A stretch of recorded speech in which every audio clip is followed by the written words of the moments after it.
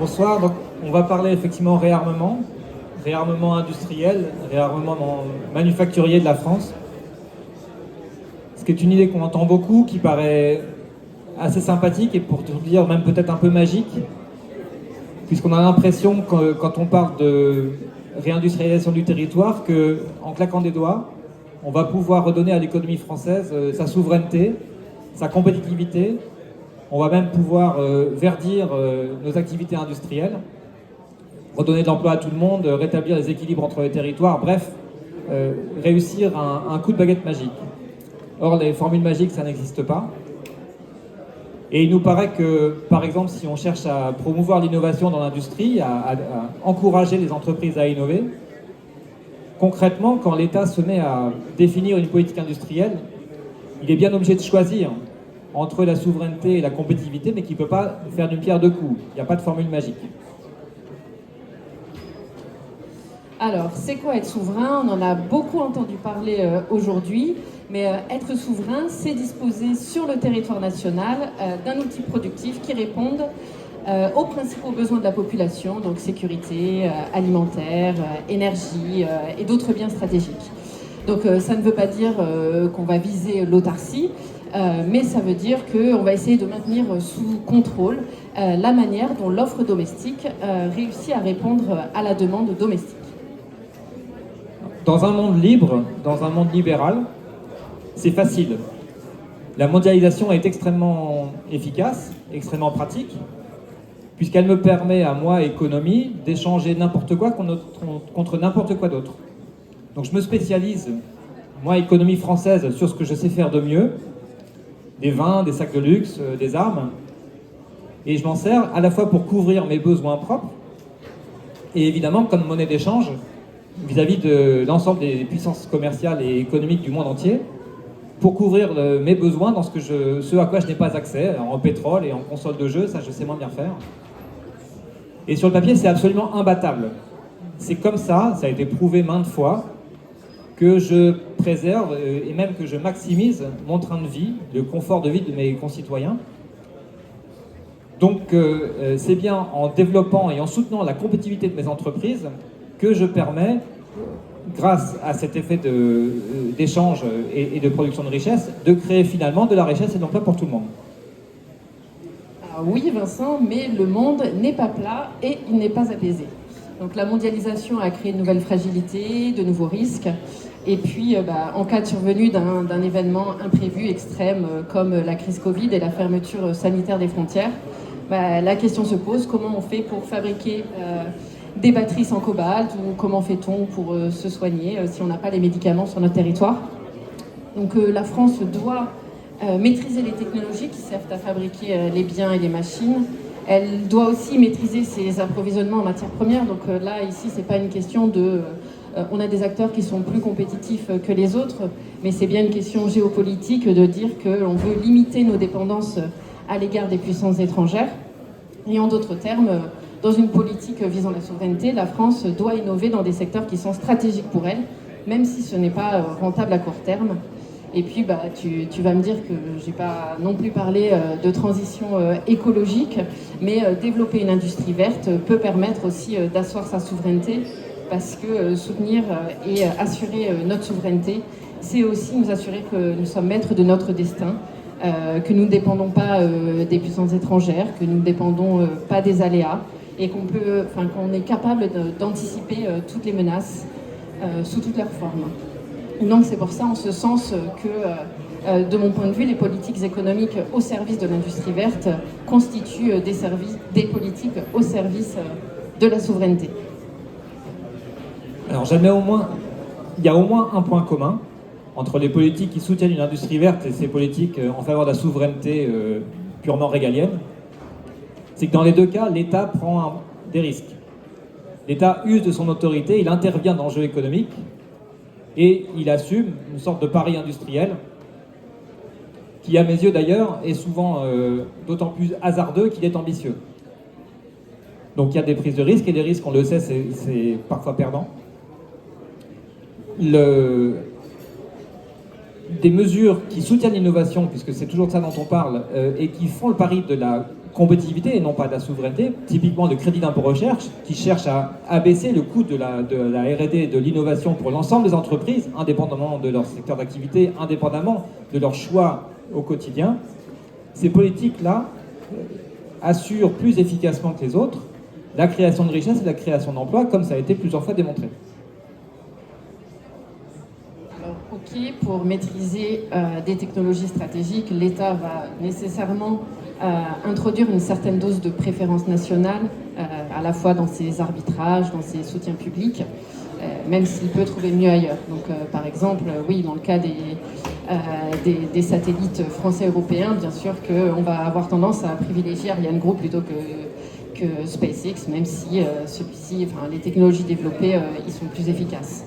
Et autre exemple qu'on a pu rencontrer avec la fabrique, donc Carbios, qui est une start-up qui innove, qui est très innovante dans le domaine du plastique recyclé, a utilisé un démonstrateur public de l'INRIA à Toulouse qui était réservé, dont l'accès était plutôt réservé à des entreprises dont le site de production est en France et dont le siège social est en Europe. Donc bien sûr, à court terme, ça nous prive d'un accès aux meilleurs produits, aux meilleurs talents, mais à un moment donné, il faut savoir ce qu'on veut. Moi, il y a quelque chose que je ne comprends pas dans cette posture de la souveraineté. C'est que ça fait même pas 10 ans, on a tous célébré le lancement des plans pour la nouvelle France industrielle, c'est ceux qu'on a appelés les plans Montebourg, vous vous souvenez?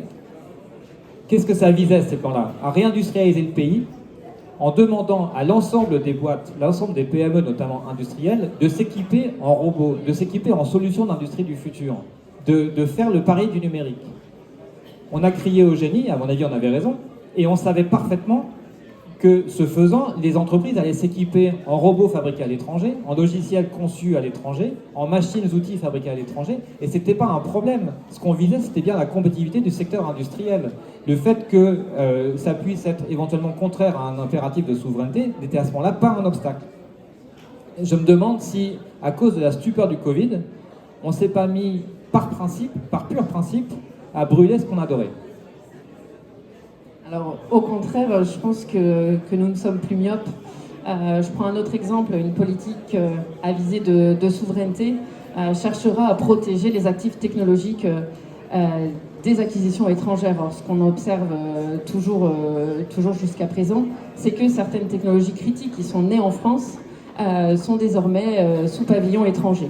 Et là, je pense que nous courons un risque de perte de maîtrise technologique et d'indépendance. Ça arrive, mais pas souvent. Je suis d'accord que ça arrive. Le problème est que lorsqu'on commence à être méfiant, notre méfiance ne rencontre plus aucune limite. Il n'y a aucun critère qui permette de dire qu'on est assez souverain. Et donc, sur cette question, par exemple, de la protection contre les prédations étrangères, les acquisitions hostiles, il y a un réflexe pavlovien qui s'exprime. Je pense au changement de capital des chantiers de l'Atlantique. L'État est intervenu pour bloquer le rachat des chantiers atlantiques par l'italien Fincantieri au motif que ça pourrait induire des fuites de propriété intellectuelle vers les Chinois. Et dans tout ce débat, on a fait comme si les chantiers de l'Atlantique étaient français, alors qu'en fait ils étaient détenus, et depuis longtemps, par des capitaux coréens. Ce qui prouve bien qu'on peut avoir une entreprise située en France, qui fait la fierté d'ailleurs des gens qui y travaillent, détenue par des capitaux étrangers. C'est pas une damnation, ça n'empêche ni l'innovation ni l'emploi. Et je me demande si on n'a pas tendance à oublier les bienfaits justement de la circulation des investissements. Je me demande si on n'en fait pas un peu trop parfois pour se protéger de la concurrence mondiale. Tu parlais de Saint-Nazaire, tu parlais d'emploi, et juste avant notre session, il y avait toute une aussi présentation concernant les territoires. Eh bien, la création d'emplois, c'est aussi bien une affaire de politique d'innovation que de politique territoriale. Et là, c'est un deuxième axe aussi très important quand on parle de soutien au développement industriel. Et là encore, sur cette question territoriale, entre compétitivité et souveraineté, il va falloir choisir. Il va falloir choisir, et je pense que je sais ce que je choisirais. Je trouve que les appels à la souveraineté aujourd'hui ont, quand on parle du développement d'industrie dans les territoires, souvent un air de promotion du Made in France, comme par principe. Or, c'est partir du principe que produire en France et produire pour le marché français, ça serait la même chose. On sait que c'est pas vrai. Donc, il il y a de toute façon des activités qui ne pourront jamais avoir lieu en France parce que extraire du pétrole là où il n'y en a pas, c'est pas possible. Il y a des activités qui sont parties, qui se sont délocalisées pour accéder à des marchés étrangers ou parce que la main-d'œuvre représente une part importante de leurs coûts. Et là, on peut tirer déjà un trait dessus. On sait qu'elles ne reviendront pas. C'est pas la peine d'inventer des politiques de souveraineté en faveur de la relocalisation. Elles ne reviendront pas. Troisièmement, et surtout, cette façon de raisonner, à mon avis, nous amène à nous tromper de cible. La France qui s'est désindustrialisée, ce sont des entreprises industrielles qui ont mis la clé sous la porte purement et simplement par manque de compétitivité. Ce n'est pas des entreprises qui se sont délocalisées. La délocalisation a joué un tout petit rôle dans la désindustrialisation de la France. Et je pense qu'on se trompe de cible. Oui, mais le problème, c'est qu'une politique qui poursuit un objectif de compétitivité consiste à encourager la concurrence entre territoires en leur faisant croire qu'en valorisant leurs ressources, ils seront capables d'être de vraies locomotives de croissance sur un marché qui est mondialisé, on va le rappeler. Et là, on le sait parfaitement, c'est la mondialisation accroît en fait les écarts entre les territoires gagnants et les territoires perdants. On connaît cette inquiétude dite des gilets jaunes, c'est-à-dire celle de l'inégalité entre les territoires. Mais je pense que c'est se tromper de solution que d'imaginer que ce seraient les relocalisations qui seraient une réponse à la crise des territoires ou à la crise des gilets jaunes. C'est même à ça qu'on la reconnaît, l'industrie, c'est au fait qu'elle ne se mette pas partout. Si on parle des emplois de proximité, des emplois de service, l'économie résidentielle, là c'est facile, par définition, les pharmaciens, les buralistes, ils sont près de leurs clients. Si on parle de la sphère publique, l'État-providence, les services publics, on peut même imaginer des redistributions, l'employeur public se servant de son arbitraire pour rééquiper certains territoires. Mais si on parle de l'industrie et de la réindustrialisation, alors le propre de l'industrie, c'est de se concentrer pour faire jouer des économies d'échelle. Donc les territoires qui veulent construire leur trajectoire économique sur la réindustrialisation n'ont pas d'autre solution que de parier sur leurs acquis, leurs actifs, et de chercher à gagner en compétitivité. Alors attention, il ne faut pas faire trop confiance aux lois miraculeuses du marché. Avec la fabrique et de l'industrie, l'Observatoire des territoires d'industrie, on voit combien le maintien de l'industrie dans les territoires, c'est à la fois un combat quotidien, difficile pour les élus, les industriels, les maisons d'emploi et autres acteurs locaux. Il y a beaucoup de territoires, effectivement, qui ont mis en place des dispositifs inspirants, mais ça ne suffit pas à en faire des territoires qui soient à la fois dynamiques, compétitifs et innovants. Il y a quelques exceptions, hein, bien sûr, à cette règle. Il y a des territoires qui parviennent à maintenir, voire à augmenter le poids local de l'industrie, mais ça reste un très petit nombre de territoires. Et à cela s'ajoutent bien sûr aussi les nouveaux territoires qui bénéficient du soutien actuel de l'État. Je pense notamment à Dunkerque, où aujourd'hui il y a beaucoup de choses qui se font en accord avec les collectivités pour développer l'industrie de la batterie, donc industrie verte par ailleurs sur ce territoire. Et dans ce cas-là, c'est une politique de souveraineté et à la fois qui favorise l'industrie verte. Alors je sais que c'est dur, mais si on regarde bien, on trouve quand même des exemples qui donnent espoir. On prend des grosses loupes et on va voir sur des territoires peu denses, ceux dont on parle jamais à la télé.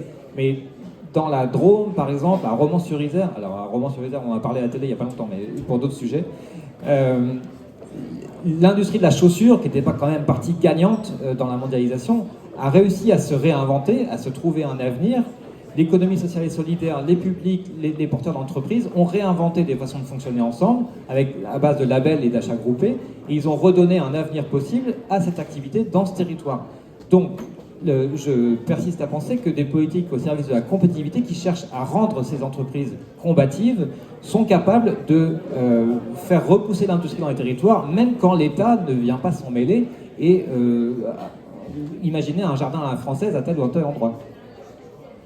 Oui, c'est vrai, tu as raison, il y a quand même des beaux exemples de réussite territoriale, mais si on raisonne en termes macro, quand on cherche à réindustrialiser un pays, alors le compte n'y est pas. On se rend compte, si on regarde les statistiques depuis 20 ans sur la R&D, une extrême concentration des activités de R&D en France, principalement en Île-de-France et en Auvergne-Rhône-Alpes.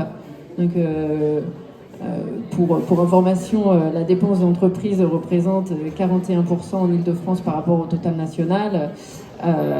Et c'est à peu près le même chiffre pour les effectifs. Et loin derrière, la région Rhône-Rhône-Alpes, elle représente un peu plus de 15% des dépenses de R&D et des effectifs de R&D. Et si on zoome encore un peu plus sur ces deux territoires-là, on se rendrait compte qu'on a encore plus une concentration des activités de R&D avec la domination notamment de Paris et sa couronne d'un côté et de Lyon et Grenoble de l'autre.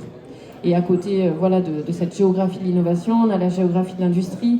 Donc si on regarde que cette partie-là, donc il y a 70% des emplois industriels qui se trouvent dans les zones rurales, dans les villes moyennes, dans les territoires périurbains. Donc si tu te contentes simplement de baisser les charges pour rendre les entreprises plus compétitives et qu'on renonce à toute politique de souveraineté industrielle, ce qui va se passer, c'est une aggravation de la déchirure qui est déjà bien entamée de notre tissu industriel entre d'un côté les métropoles innovantes et de l'autre tous les autres territoires qui comprennent la majorité des emplois industriels. Merci Caroline. Bon voilà, c'est la fin de ce petit face-à-face volontairement scénarisé ou théâtralisé. Ce qu'on cherchait à vous faire pointer du doigt ou à partager avec vous, c'est cette idée que derrière le mot magique ou derrière l'intitulé unique réindustrialisation ou politique industrielle, en fait, l'exécutif est face à des choix et défendre la souveraineté, défendre la compétitivité des entreprises ou verdir l'industrie, ce sont des objectifs différents qui amènent à chaque fois des coûts publics alors que les moyens sont limités. On ne pourra pas reprocher aux politiques d'avoir atteint que la moitié de leurs objectifs si dans le même temps on espère qu'ils feront à chaque fois une pierre de coups. C'est quand même ça le bilan de l'histoire. Merci. On laisse la place maintenant à notre collègue Sonia pour la grande table ronde dans quelques minutes.